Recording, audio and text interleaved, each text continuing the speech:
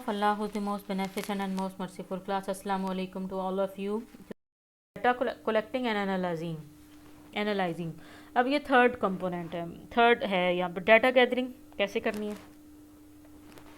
अब being an audit practitioner जो है वो आपकी एक्सपर्टीज़ भी मैटर करेंगी। आप एक क्वालिटेटिव रिसर्चर हैं या आप एक क्वांटिटेटिव रिसर्चर हैं। आप किस मेथड के ऊपर रिलाई करते हैं।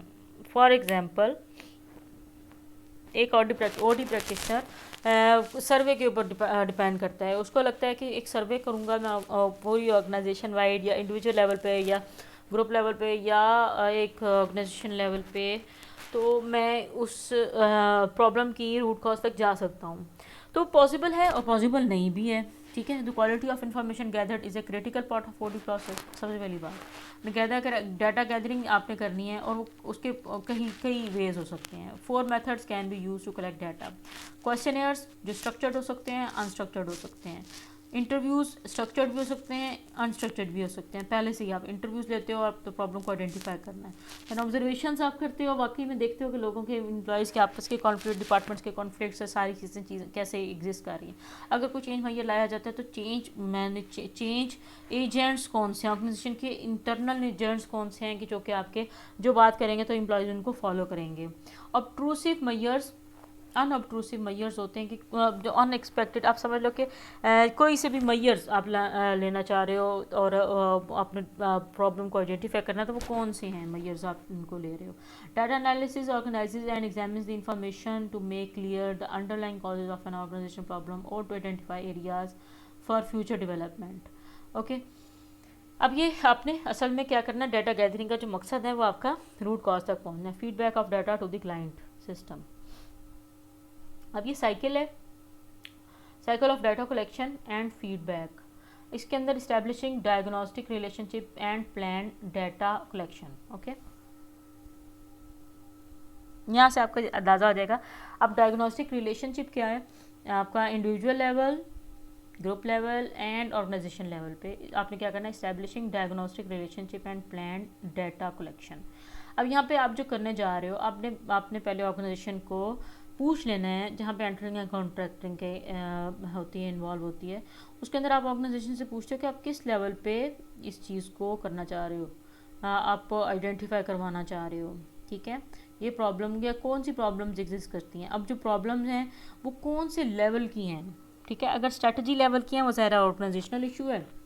अगर वो किसी टीम इफेक्टिवनेस से रिलेटेड है या डिपार्टमेंटल इशू से रिलेटेड है तो वो ग्रुप लेवल की हैं। और अगर वो सिर्फ कौन से डिपार्टमेंट से रिलेटेड, या अगर वो इंडिविजुअल लेवल या इंडिविजुअल कॉन्फ्लिक्ट्स के ऊपर हैं तो वो इंडिविजुअल लेवल की प्रॉब्लम्स हैं। तो आपने यहाँ पे पहले क्या करना है कि आपने establish diagnosing relationship and plan data collection. आपने किस लेवल से या किस डिपार्टमेंट लेवल की बात करेंगे तो डिपार्टमेंट मैनेजर से सिर्फ आप इंटरव्यूज़ करेंगे, उनसे डाटा इकट्ठा करेंगे। अगर आप इंडिविजुअल लेवल्स की बात करेंगे तो सारे एम्प्लॉय से करेंगे। अगर आप ऑर्गेनाइजेशन वाइड करेंगे तो फिर आप अपनी मर्ज़ी भी कर सकते हैं। आप उसमें जो आपको क्रिटिकल मेंबर्स नज़र आते हैं ऑर्गेनाइजेशन के, वहाँ से आप डाटा इकट्ठा करते हो। तो कलेक्टिंग, अब सेकंड जो पार्ट है collecting data, interview, surveys, observation and obtrusive and measures, ये सारे हम लोग ने स्टडी किया है।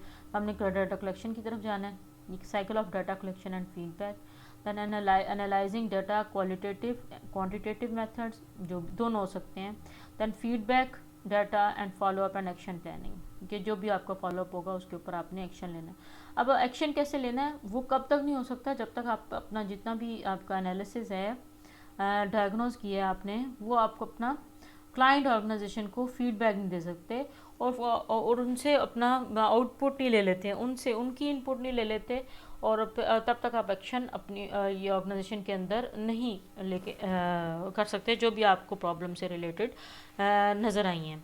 क्योंकि आपको यहाँ पर दूसरी बात क्या होता है कि जो क्लाइंट ऑर्गेनाइजेशन है ना, उसके मेंबर्स या लीडर्स हैं, उनको भी सेटिस्फाई करना सबसे ज़्यादा इम्पॉर्टेंट है। आप उनके साथ कम्युनिकेशन करते रहेंगे और उनके साथ आप मुसलसल जो है वो एक प्रोसेस करते रहेंगे कि वो आपके साथ हैं। जो भी आपकी पेशरफ्त होगी कोई भी काम करने में या भी कोई भी आपकी प्रोसीडिंग्स होंगी तो वो आप उनके साथ शेयर करेंगे ऑर्गेनाइजेशन के लीडर्स के साथ, और वो उनके मुताबिक उनको रिकमेंड करेंगे।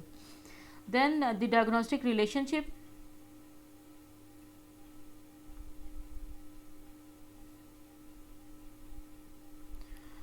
डायग्नोस्टिक रिलेशनशिप में हु आई एम, ये आपने ज़रा पढ़ लेना है इसको खुद ही से। डायग्नोस्टिक रिलेशनशिप के अंदर, डायग्नोस्टिक रिलेशनशिप में आपने जब भी आपने आइडेंटिफाई करवाना है वो अपने लेवल्स को देखना सबसे पहले कि किस लेवल की प्रॉब्लम है, और उसके मुताबिक अपना जो है वो रिलेशनशिप को इस्टेब्लिश करना है उस लेवल पे।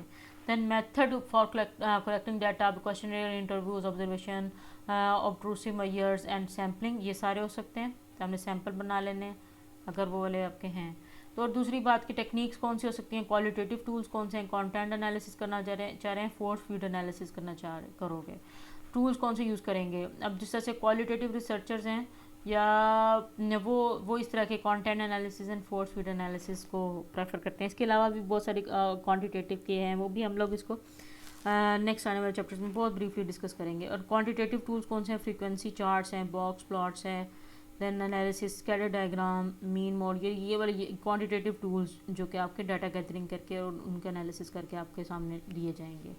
देन अच्छा, सबसे पहली बात होती है ना कि आपकी ऑर्गेनाइजेशन इस वक्त किस लेवल के ऊपर है। ये आपका करंट, ये वाला जो है ये करंट लेवल है, ठीक है, करंट लेवल ऑफ परफॉर्मेंस, और उसको आपने हायर लेवल ऑफ परफॉर्मेंस पे लेके जाना है।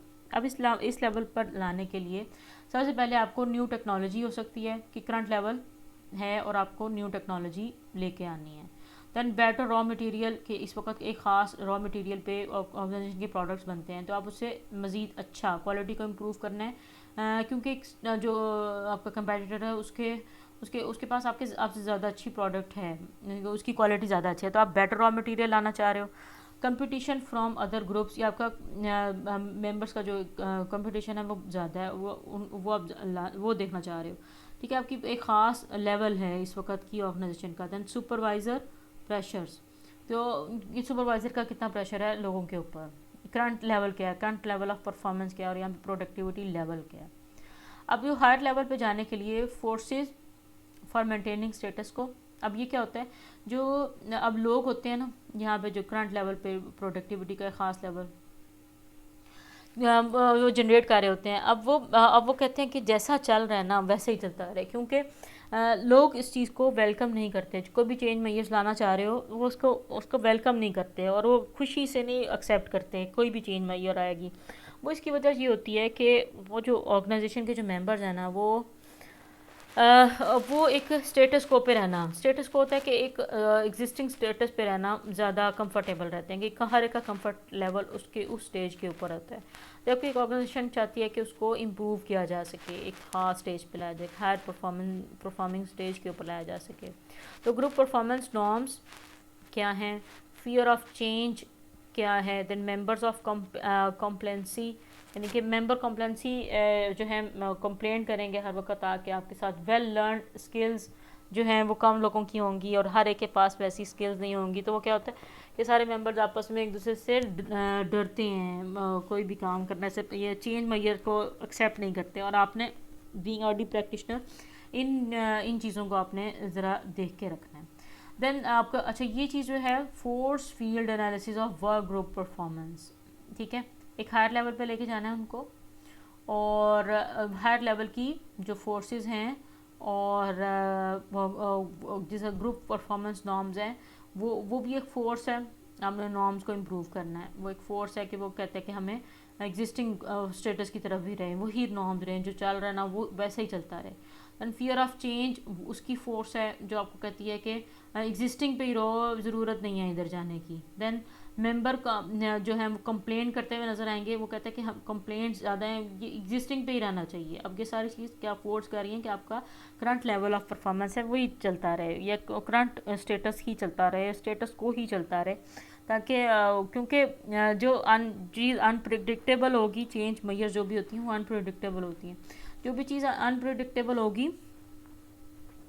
वो ज़ाहिर है लोगों के अंदर अनसर्टेनिटी पैदा करती है और लोग अनसर्टन होना पसंद नहीं करते। वेल लर्न स्किल्स जो हैं, अब उनको ये लगता है कि हमारे पास स्किल्स नहीं है उस हिसाब से कि यहाँ पर आई जाए, को ऑर्गेनाइजेशन यहाँ तक इस स्टेज तक आए, तो इस वजह से वेल लर्न स्किल्स जो हैं वो भी एक फोर्स हैं जो कि आपको एग्जिस्टिंग की तरफ रहना पे मजबूर करती हैं। सो ये आपकी हैं फीडिंग बैक डायग्नोस्टिक इन्फॉर्मेशन। अब कोई से भी होगा ये सारी determine the content of the feedback. अब फीडबैक आपने ऑर्गेनाइजेशन के लीडर्स को देना है।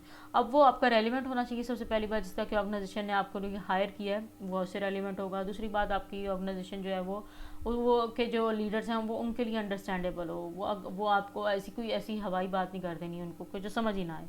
तो आपकी कम्युनिकेशन की जो प्रॉब्लम्स हैं वो ऐसे ना हम वहाँ पे जनरेट हों। देन डिस्क्रिप्टिव डिस्क्राइब करें, आपके जो भी प्रॉब्लम आपको नज़र आई है, जो भी चीज़ें आपने उसको डिस्क्रिप्टिव फॉर्म में लिखना है। दैन वेरीफाइबल, वो जाके देख भी सकें, वेरीफाई कर सकें। टाइमली हो, आपको जो टाइम दिया गया है उसके अंदर हो, चीज़ें लिमिटेड हो। दैन सिग्निफिकेंट और इंपॉर्टेंट हो कि जो कि आपको लगे कि वो अर्जेंसी क्रिएट कर सकते हैं। दैन कंपेरेटिव हो, लोग आपके कंपेरेटिव आपके जो क्लाइंट और जो कंपेटिटर्स हैं वो भी इन चेन मेयर्स के साथ उनको हैंडल करते हुए आ रहे हैं। Comparative mode. Then characteristics of the feedback process, ये क्या है? Motivation to work with data, structure for the meeting, appropriate attendance, appropriate power, process help, and survey feedback, planning for the data feedback session, problem solving with the survey feedback data, survey feedback on organizational dependencies।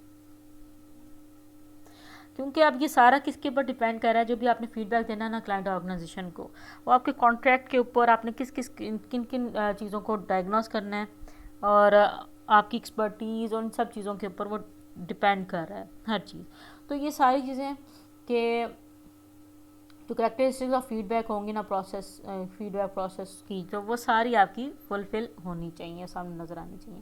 अच्छा, ये अब आपके बच्चा आपके ना ये assignment है, application 8.1 है, training OD practitioner in the data feedback. अब ये फीडबैक से रिलेटेड ये आपको एक छोटी सी मैंने ये एप्लीकेशन, ये केस स्टडी आप समझ लो, ये मैं आपके इसके आंसर क्वेश्चन जो है मैं सेपरेटली प्रोवाइड करूँगी, तो ये आपने पढ़नी है। नेक्स्ट लेक्चर से पहले हम लोग जो ऑनलाइन सेशन करेंगे उसमें हम इसको इन चीज़ों को डिस्कस करेंगे।